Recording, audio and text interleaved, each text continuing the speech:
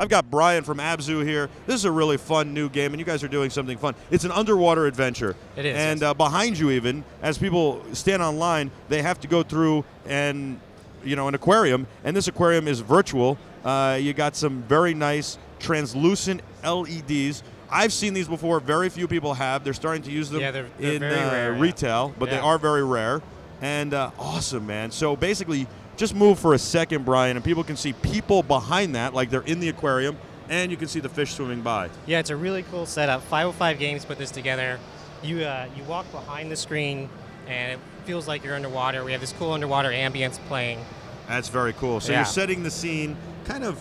This is the 4D part of it, right? It's kind of virtual. Yeah, get you in the mood. Yeah, and you're adding the sights, the sounds. Maybe not some ocean spray and some wind, No. and you don't have to wear a scuba tank. It's bad for the electronics when you do that. Right. I'm holding this. I don't know why. You're going to explain it. Hello. So this is the mask for the diver. The player plays as the diver, exploring these underwater worlds. You were inspired by 20,000 Leagues Under the Sea. I can't breathe in this thing. I'm just kidding. That's Spaceballs. You can only Rick breathe Moranis. underwater, so yeah. Yeah. Oh, that's why. Yeah. How was this? So first of all, you're one of the lead designers and developers. I'm the of this lead game. programmer at Giant Squid. Yeah. Tell me about how this game came to be and how long it took to put it together. So our studio was founded by Matt Nava, who was the art director for Flower and Journey. And a few years ago, after you left TGC, he founded Giant Squid, and I came along shortly thereafter. And we've just been building the team, building this game. This is our first game, ABZU. It's pretty awesome. The guys are really excited. Rory and DJ and Adam. Yeah. They are super psyched. I was blown away by the graphics, and it looks like just a fun game. What's the point of the game? Take me through the game. The point of the game is basically just to explore these pretty underwater environments. It's really serene. As you progress, you kind of learn more about the story. There is like a story that we're not revealing too much about right now, but there's definitely a very unique story involving like the diver exploring the depths of the ocean, figuring out who she is, what it's all about. And why aren't you giving us more about the game right now? Why don't you tell us a little bit more about the story? Well, the story is something where we want players to experience it for themselves. Give me a hint, one hint. A hint?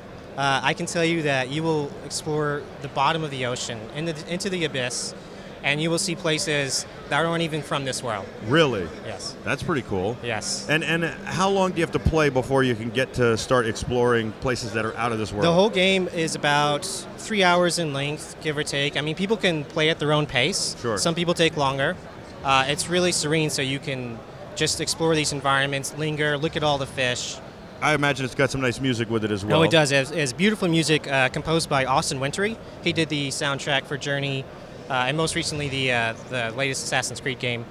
Very nice. Yeah, he's phenomenal. And when you say 3 hours, are people going to want to play this again and again? Oh, for sure. Yeah. I think it's like Journey in that respect, where some people play it just over and over, like multiple times. And you'll find different things each time you play? You can. It's the same world, but there's so much depth to it that I think each playthrough you'll probably discover new species of fish, new areas you missed. Will you add to the game? Will you add more worlds? Will you add more excitement, more adventures? We've designed the game to be one cohesive narrative, so I think what we ship will be what the game truly is meant to be. PC, console? It will be Steam and PS4 at release on August 2nd. Wow. Yes, Excellent. very soon. Excellent. Very soon. The people here are getting an early preview, but yes. The people at home are going to have to wait till August 2nd. Yes, it's not a long wait. How do I look in this thing? You look great. Yeah? Yeah. Tell me about this mask. How was it, what's the design behind it, and how was it created? The design is interesting. Matt wanted something kind of iconic that doesn't look like a normal scuba diver's mask. And you'll see, actually it reads differently from behind, which is the way the player It's kind of like the normally sees it. Rocketeer. A little bit. Yeah, there's some aspects of it. Meets 20,000 Leagues Under the Sea. Yeah. It's really amazing that they were able to put something together that just folds together that looks like the mask. Yeah. It's sort of like origami in that respect. It is. How about we take a selfie? Sure. Let's see if I can make this happen. And while we're doing this, why don't you tell me how you got into game developing and programming? I've always wanted to do game development since I was a kid. And I've always wanted to be a programmer, so I've just been, tinkering with that side of things for years now. So you gamed a lot as a kid. What were some of your favorite sure. games? What was your inspiration? Oh, man. I mean, I liked all sorts of games, strategy games, first-person shooters. It's interesting. I like all those kinds of games, but working on a game like this is much better for your stress level. Like, you're not dealing with all that combat and death all the time. It's much more positive to work on a game like this. What are some of the other projects you've worked on? Previously, I worked on PlayStation All-Stars Battle Okay. Royale. It was a fighting game, much different from this game. Well, it seems like you've had a lot of great experience, but this game, it seems like not only are the people going to be relaxed, you got to relax. Yeah, by it's a making great it. development. Yeah.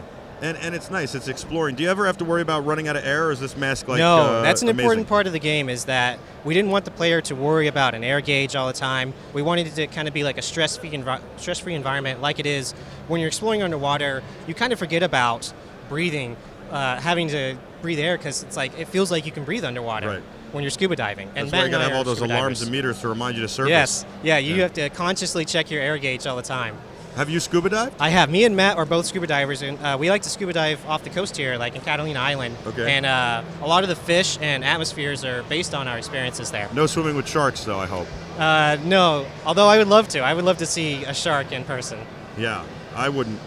From within a cage, ideally. I think from within an aquarium, and then Yes. maybe even not, because I saw Jaws break through that underwater facility in Jaws 3. Yeah. Yeah. Yeah. Okay. We actually feature a great white shark in our game. And I don't know if I can play then. He is an important character, and Yeah. let me tell you, we explore the different facets of that character. Well, sharks are actually, we all think the sharks are very dangerous. Exactly. But they're actually very good for the yeah, ecosystem. Yeah, they're very important, and I mean, they're just a part of nature. They're not they're portrayed as like evil villains a lot of time, but I think the relationship the diver has with the shark in this game will really surprise people. Really? Yes. Wow. There's an interesting tidbit. I might wear this around the rest of the day. That would be great. It might help me breathe in the LA smog. Yeah. No, I'm just kidding. I might wear it, though. I think it's fun. It's cool. Yeah, it would be like my own cosplay. See a lot of people walking around here in costume, which is pretty awesome. What games inspire you the most? Oh, for me, Yeah. I mean, obviously, Flower and Journey. I was fans of those games before I worked here, so it's really great to work with Matt, and I mean all sorts of games like that. You're one of the first people on board, though. I right? was, I guess I was like the second employee. Like Matt was just sitting there all by himself, and he's like, "Man, I should really hire a programmer." And then I showed up. Pretty good idea. Yeah. Now, when you're like number 2, you get to watch the company grow and blossom. What's that been like? It's been amazing bringing in all these great people. We have a great team now, and that's been at least a big part of the development cycle is trying to find the right people. We've been really picky. That's pretty awesome. All right, I'm going to tell you what. I'm going to drive DJ and the crew here a little crazy. I want to walk down to that display. Let's do it. And Let's I get want to mobile. show everybody what the game looks like.